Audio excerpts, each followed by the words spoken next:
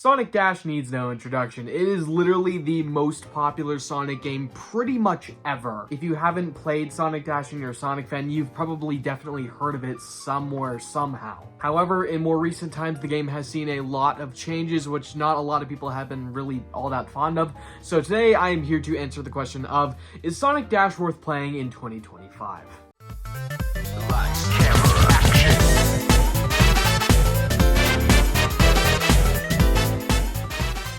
Before we get into that though, if you don't know who I am, hi, I'm Sonic Boy. I do Sonic news, reviews, and sometimes video essays. And if you could, please like and subscribe, because we're trying to 4,000 subscribers whenever we do that, and the likes really help me out on the algorithm. Also, I live stream every Saturday at 11 a.m. PST and 2 p.m. EST. Please come check it out, we always have so much fun. So, what changes have been made to Sonic Dash? Well, if you haven't played it in a little bit, I would suggest sitting down for this part. Don't worry, none of these stages have really been altered in any, significant way whatsoever, except for the fact that the day, night, and sunset cycles have been just completely removed.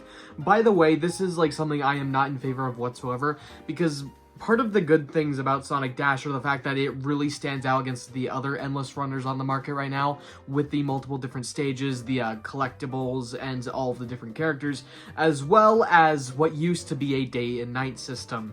Now that's completely gone. It's just day all the time, and just kind of reminds me of Subway Surfers a little more. So having that whole day and night cycle just adds a little more personality to the game that I really miss. Speaking of characters though, the entire character collector system has been completely overhauled, and me personally, I do not think it's for the better. So originally in Sonic Dash, what you had to do to collect an exclusive character was collect all of their medallions on the fields. It would be somewhere in the range of 250 to 500 medallions, depending on the character and their rarity. Like Movie Sonic, he was 500, but I think a couple of other characters, like maybe Classic Sonic, were 250.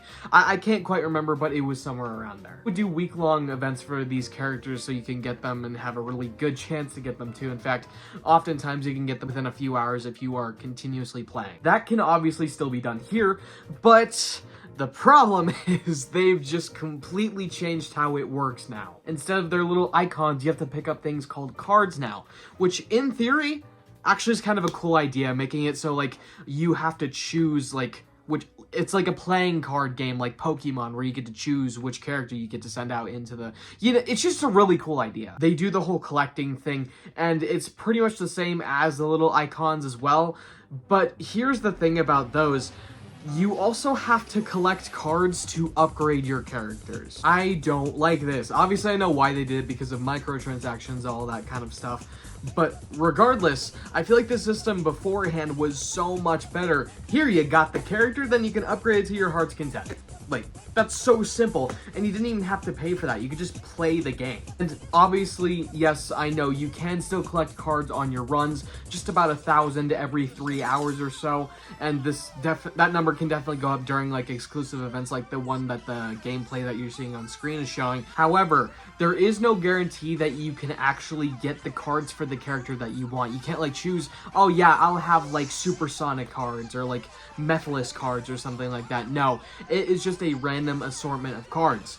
So that makes it really annoying when you're trying to upgrade a specific character or get a specific character, when you know that for a fact that somewhere out there in the Sonic Dash coding, they are definitely in there somewhere. Although in terms of upgrades, something that I did like that they added was the fact that whenever you do upgrade a character, it upgrades all of their stats at once, instead of putting just this certain amount of rings into one specific stat, which costed so much more than this. I'm actually really glad that they changed that. Another thing that is annoying about the cards too is that oftentimes, especially with the main characters, which are the ones in blue with the blue backgrounds, like a Sonic, Tails, Knuckles, people like that, you will definitely either one, upgrade them completely very quickly, or two, already have them completely upgraded, and then you switch over to the card system with that whole big update, and then you just get thousands and thousands of the main character cards.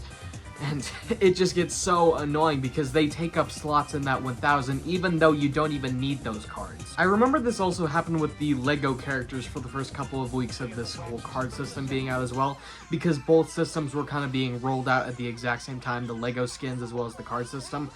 So I just have thousands and thousands of Lego Sonic and Amy and Tails cards, and yeah, I'm pretty much sure that they can be fully upgraded at this point. I just don't want to spend my rings on that. Let's talk about the characters themselves.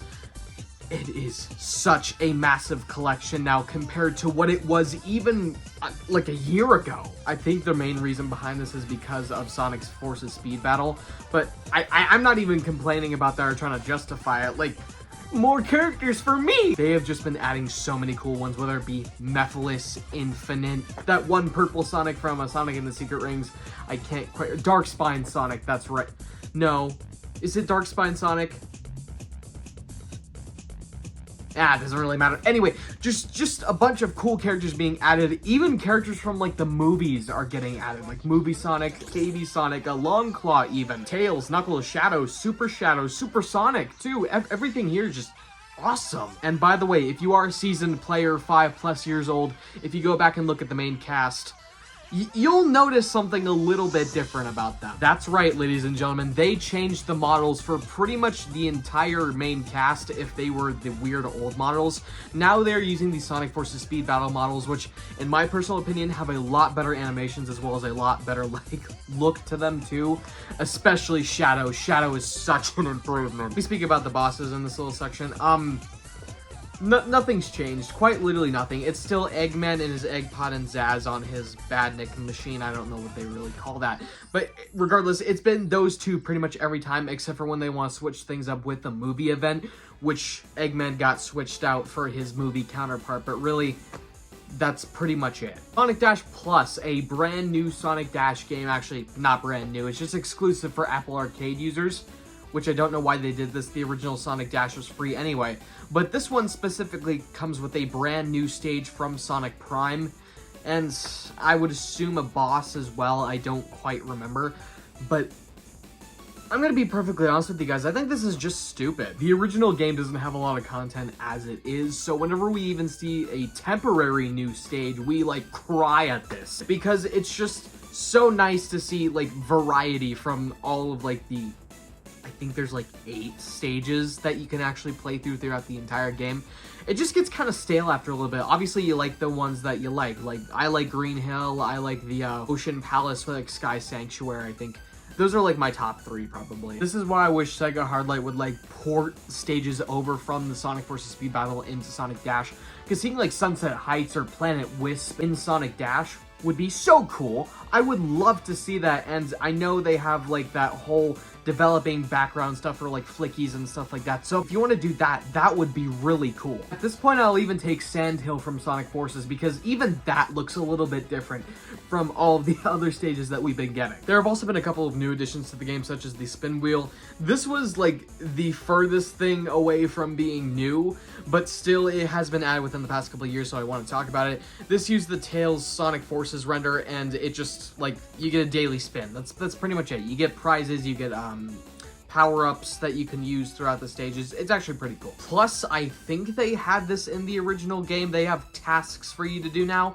Again, correct me if I'm wrong, and I'm sure I'm going to do some research for like gameplay and stuff like that, which will probably show the tasks being there from day one. But regardless, you have these little tasks to complete that will give you XP and rings as well. Maybe even diamonds if you're lucky. Speaking of diamonds, if you've never played before, whoo boy, you are definitely going to need those for like 6 weeks and then never again. I can guarantee you can level up pretty much everything for your flickies and your whatever the other animals are called throughout the various different stages that have you build stuff within them. And that just runs out so quickly, especially when you're just like farming and farming. You can really do that in this game, by the way.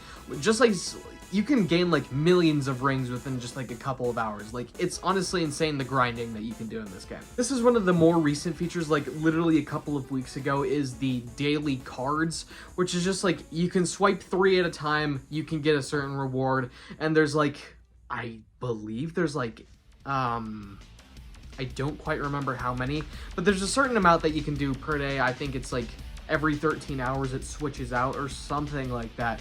Anyway, I'm never able to fully complete this thing. I always get like 9 squares through and then it just resets because I don't play Sonic Dash all that often except for when there's a new character. So this isn't really all that important to me, but like, I like, it's whatever. I don't really care all that much. There is also the news tab, which if you have not seen, it is exactly what it sounds like. Anyway, how is the actual experience playing the game? Well, that is virtually like the only thing that has stayed exactly the same is the gameplay experience. Like, except for a couple things like new badniks as well as boosters, which, again, exactly what it sounds like. It just launches you forward just a couple meters, then you just slow back down to the normal pace. Nothing here really changed. It's actually really nice to see that that hasn't changed whatsoever, because it is a nice gameplay formula. Going from stage to stage on separate springs that can take you to who knows where, to change the levels to who knows what, right? I think everything here is just a really great formula to begin with, and I think they nailed it day one. Now, if only we had a little more variety in the stages we can choose, because again, returning ones as well as the ones from Sonic Dash Plus would be so cool to see in here, as well as ones from Sonic Forces Speed Battle, which I am really going to petition for that. I feel like Sonic Dash needs new stages, especially when they're giving us all this other new content. It's basically an entirely different game with the exact same stages. Even like the character models have been switched out for newer ones. Please, can we get new stages? The only major downgrade I'd say to the gameplay is the fact that you can't play like you have to play with your phone in portrait now and not landscape. So it's not really like the biggest thing ever. I just want to play in landscape because I feel like that'd be kind of cool to see that aspect ratio and everything else on the sides of the screens that I always miss with that portrait mode. So ladies and gentlemen, with that, is Sonic Dash worth playing in 2025? Absolutely, dude. This is still one of the best Sonic experiences that you can get on mobile, besides like Sonic Dream Team or something like that. And even that, I think, is kind of mid. So, Sonic Dash is the way to go, baby. Even with all these changes, they still don't really affect the gameplay all that much, and it's still actually a really fun time. And more recently, I've gotten back into the game because of their super event that they held a couple of days ago. From recording this, I was finally able to get my hands on Super Shadow, and that was such a cool feeling because now he's my most leveled up super character at level 12. I think all characters go to level 13, I believe, and then that's where they max out. But regardless, this game is just so fun. I have beaten my high score like a bunch now, considering I'm so much better, and use a whole lot more red rings to finally push that high score further out of the 14 million range into the 30 million range. If I had to give this game a ranking out of 10, it would probably be a 9 out of 10. There are still a few things that I bring back, a few things that I change, but overall this is a really good Sonic experience. Probably should be, considering it is literally the most popular Sonic game ever. I'm going to be perfectly honest with you guys. I've seen non-Sonic fans, people I don't even talk to, play Sonic Dash and have the Werehog skin. Like, it's crazy how popular this game is. I've seen people playing Sonic Dash 2 Sonic Boom. You know, that would be a good video title. Is Sonic Dash 2 Sonic Boom worth playing in 2025?